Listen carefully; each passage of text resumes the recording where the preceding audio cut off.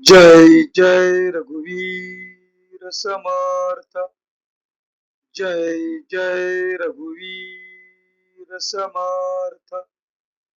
जय जय रघुवीर समर्थ। उपस्थित श्रोतेजन हो, आपणा सर्वांचे आजच्या या ग्रंथ वाचनाच्या उपक्रमात चैतन्य आत्मन हे चॅनल हार्दिक स्वागत करीत आहे। आजचा ग्रंथ वाचनाचा आपला दिवस क्रमांक 160, वार आहे मंगळवार व तारीख आहे 9 जून 2026। सध्या आपण समर्थ श्री रामदास स्वामी लिखित सार्थ श्री दासबोध या महान ग्रंथाचे क्रमशः वाचन करीत आहोत। तेव्हा आजचे वाचन सुरू करण्यापूर्वी प्रथम आपण समर्थ श्री रामदास स्वामी यांना गुरुवंदना अर्पण करूया। गुरुर ब्रह्मा गुरुर्विष्णू गुरुर्देवो महेश्वरः गुरुर साक्षात् परब्रह्म तस्मै श्री गुरवे नमः। तस्मै श्री गुरवे नमः। तस्मै श्री गुरवे नमः। जय जय रघुवीर समर्थ।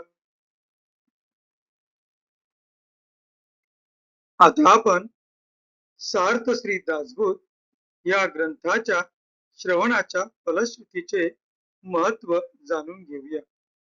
या फलश्रुतीचे महत्व समर्थ श्री रामदास स्वामी यांनी त्यांच्या सार्थ श्री दासबोध या ग्रंथातील प्रथम दशकातील प्रथम समासात वर्णिलेले आहे।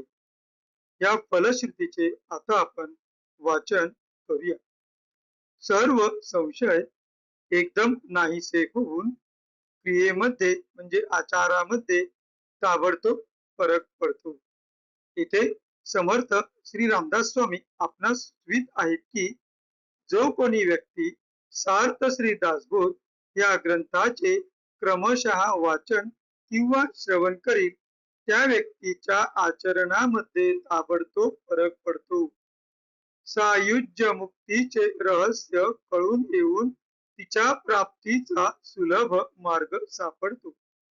दुसऱ्या बिकट साधनांचे कारण पडत नाही।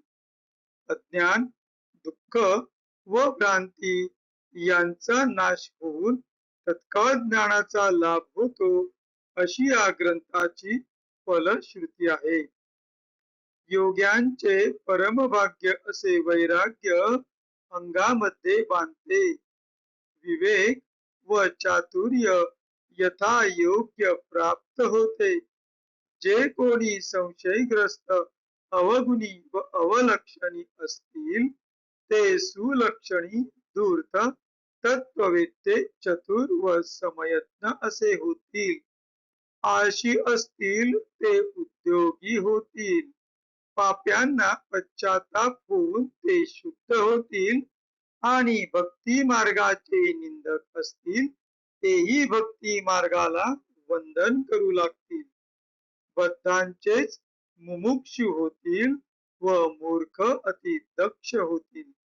अभक्तांना भक्ती मार्गाच्या योगाने मोक्ष मिळेल। अनेक दोषांचा नाश होऊन पतित असतील तेच पावन होतील। तात्पर्य, हा ग्रंथ नुसता ऐकल्याने प्राण्याला उत्तम गती मिळेल।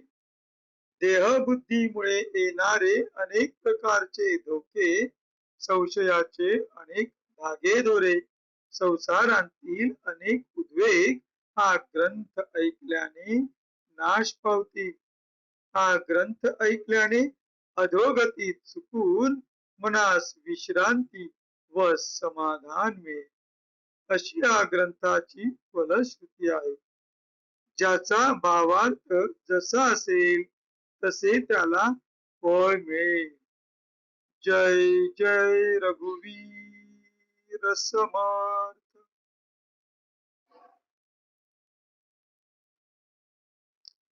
आता आपण सार्थ श्री दासबोध या ग्रंथाच्या क्रमशः वाचनास प्रारंभ करूया.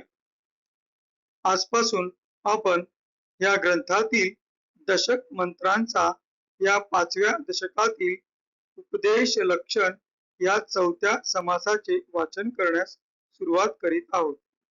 आपणासमोर जे पृष्ठ दिसत आहे त्या पृष्ठातील वरून तिसरी ओळ श्रीराम या शब्दाने सुरू होते, तर तेथूनच आपण आजच्या ग्रंथ वाचनास सुरुवात करीत आहोत. श्रीराम.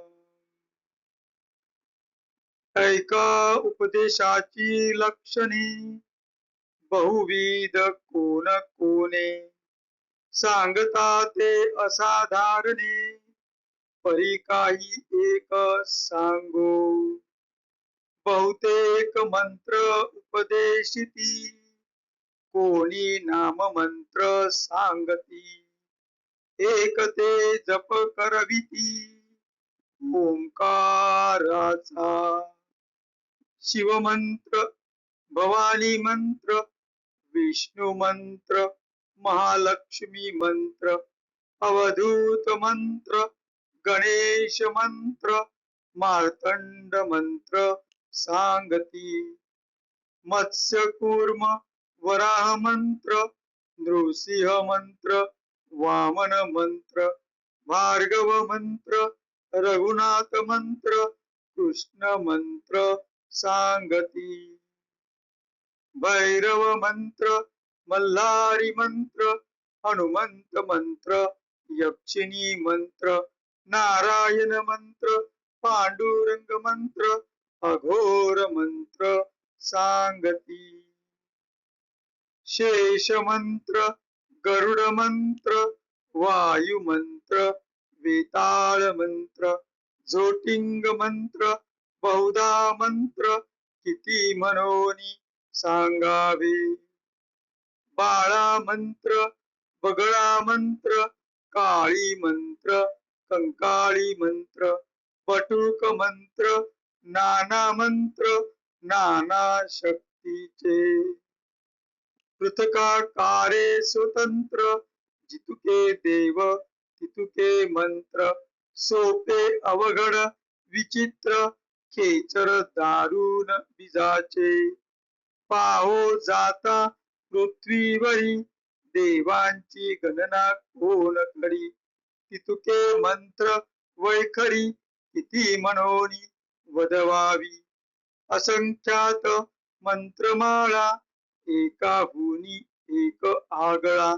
विचित्र मायेची कळा कोण जाणे. जय जय रघुवीर समर्थ. आता या 10 ओळींचा आपण मराठीतील अर्थ जाणून घेऊया. आपणासमोर जे पृष्ठ दिसत आहे त्या पृष्ठातील तिसरा परिच्छेद 1 या अंकाने अनेक प्रकारची उपदेशाची लक्षणे या शब्दांनी सुरू होते, तर तेथूनच आपण आजच्या मराठीतील अनुवादाच्या वाचनास प्रारंभ करीत आहोत. अनेक प्रकारची उपदेशाची लक्षणे कोणकोणती आहेत ती ऐका. सांगायला लागले तर ती असंख्य आहेत, पण त्यातली काही थोडी सांगू. नाना मंत्रांचे उपदेश देणारे गुरु अनेक सापडतात. बहुतेक जण मंत्रांचा उपदेश करतात.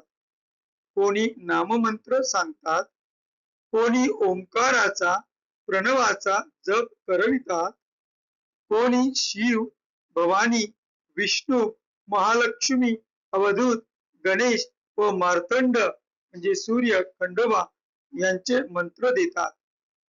मत्स्य, कूर्म, वराह, नरसिंह, वामन, परशुराम, राम, कृष्ण, भैरव, मल्हारी, हनुमान, यक्षिणी, नारायण, पांडुरंग तसेच अघोर मंत्र, शेष, गरुड, वायू, वेताळ, ज्योतिंग असे अनेक देवतांचे अनेक मंत्र किती म्हणून सांगावे. बाळा, बगुळा, काळी, कंकाळी, बटुक अशा अनेक शक्तींचे अनेक मंत्र, जितक्या आकाराचे निरनिराळे देव आहेत तितके मंत्रही आहेत. अनेक देवतांचे अनेक मंत्र आहेत, जितके देव तितके मंत्र आहेत. काही सोपे, काही अवघड, कित्येक विचित्र व कित्येक खेचर इत्यादी भयंकर जाज्वल्य विधांचे आहेत. काहींची अथर्व वेदांतील मंत्रांप्रमाणे बीजे दारुण आहेत. सगळ्या पृथ्वीवरचे देव पाहू गेले तर त्यांची गणती कोण करील. जितके देव तितके मंत्र आहेत. वाणीने वैखरी, वैखरीने ते किती म्हणून सांगावे. एकीहून चढ अशा असंख्य मंत्रमाळा आहेत. अशी ही मायेची कळा विचित्र आहे, ती कोणाला कळणार. जय जय रघुवीर समर्थ. या पुढील वाचन आपण पुढील भागात पाहूया. आता आपण कृतज्ञतापूर्वक समर्थ श्री रामदास स्वामी यांना वंदन करून आजच्या या ग्रंथ वाचनाच्या भागाची सांगता करूया.